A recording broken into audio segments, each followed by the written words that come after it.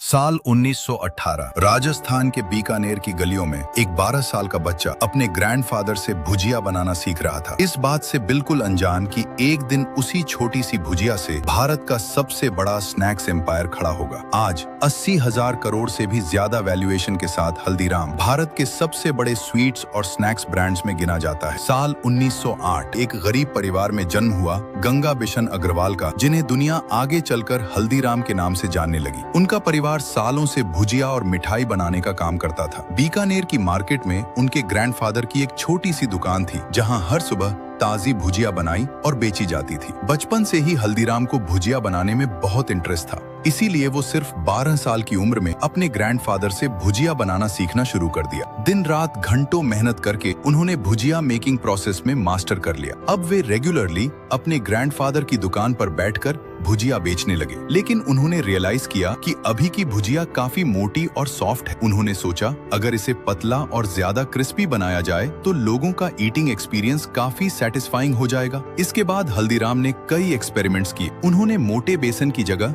मोठ दाल और बेसन का खास मिश्रण इस्तेमाल किया। भुजिया निकालने के लिए बारीक छेद वाली जाली बनवाई। कई दिनों तक मेहनत करने के बाद फाइनली उन्होंने तैयार की एक थिन, क्रिस्पी और बेहद स्वादिष्ट भुजिया। और यही भुजिया धीरे धीरे बीकानेर की पहचान बन गई। बीकानेर आने वाले व्यापारी और यात्री इस स्वाद को दूसरी सिटीज तक लेकर जाने लगे। लोग खास तौर पर हल्दीराम जी की भुजिया मांगने लगे। हल्दीराम के रिटायरमेंट के बाद उनके बेटों और परिवार के बाकी मेंबर्स ने बिजनेस को अलग अलग शहरों तक एक्सपैंड करने का फैसला किया। हल्दीराम के छोटे पोते शिव किशन अग्रवाल ने नागपुर में हल्दीराम के न्यू ब्रांच खोलने का फैसला किया। उन्होंने देखा कि नागपुर के लोगों को स्वीट्स और स्नैक्स बेहद पसंद हैं। इसी अपॉर्चुनिटी को देखते हुए शिव किशन भुजिया के साथ अपना फेमस काजू कटली भी बेचना शुरू करते हैं। और देखते ही देखते नागपुर के लोग उनके स्वाद के दीवाने हो गए। इसी सक्सेस को देखते हुए शिव किशन रसगुल्ला, रसमलाई, गुलाब जामुन जैसी मिठाइयाँ भी बेचना शुरू करते हैं। यहीं से हल्दीराम ने इंडियन स्वीट्स इंडस्ट्री में अपनी असली पहचान बनानी शुरू की। 1971 तक नागपुर में हल्दीराम की कई शॉप्स और रेस्टोरेंट्स खुल चुके थे। अब ये सिर्फ भुजिया का बिजनेस नहीं था, बल्कि एक बड़े इंडियन स्वीट्स, स्नैक्स और रेस्टोरेंट एम्पायर में बदल चुका था।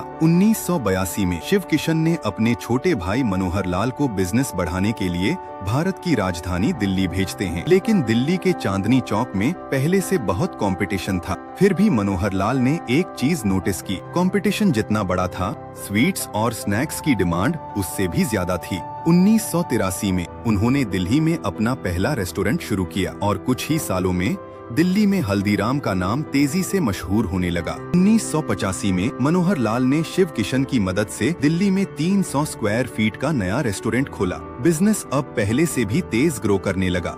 अगले कुछ सालों में उन्होंने 2000 स्क्वायर फीट की बड़ी फैक्ट्री और कई नई ब्रांचेस शुरू की। लेकिन मनोहर लाल सिर्फ यही रुकना नहीं चाहते थे। उन्होंने देखा कि केलॉग्स, नेस्ले और लेज जैसी कंपनियां अपना पैकेज्ड फूड लॉन्च करके मार्केट पर कब्जा कर रही हैं। और तभी हल्दीराम ने आलू भुजिया और बीकानेरी भुजिया को नाइट्रोजन पैकेजिंग में बेचना शुरू किया। इस नई टेक्नोलॉजी की वजह से अब हल्दीराम की भुजिया सिर्फ दिल्ली और नागपुर तक सीमित नहीं रही, बल्कि पूरे भारत के कोने कोने में पहुंचने लगी। धीरे धीरे हल्दीराम ने 450 से भी ज्यादा पैकेज्ड प्रोडक्ट्स लॉन्च किए। 1000 से भी ज्यादा डिस्ट्रीब्यूटर्स और लाखों रिटेल शॉप्स के जरिए उनके प्रोडक्ट्स पूरे भारत में बिकने लगे। यही वजह है कि आज हल्दीराम सिर्फ एक ब्रांड नहीं, बल्कि भारत के स्वाद की पहचान बन चुका है। आज हल्दीराम के प्रोडक्ट्स 100 से भी ज्यादा देशों में खाए जाते हैं और एक छोटे से भुजिया वाले की मेहनत आज बन चुकी है भारत की सबसे इंस्पायरिंग बिजनेस स्टोरीज में से एक।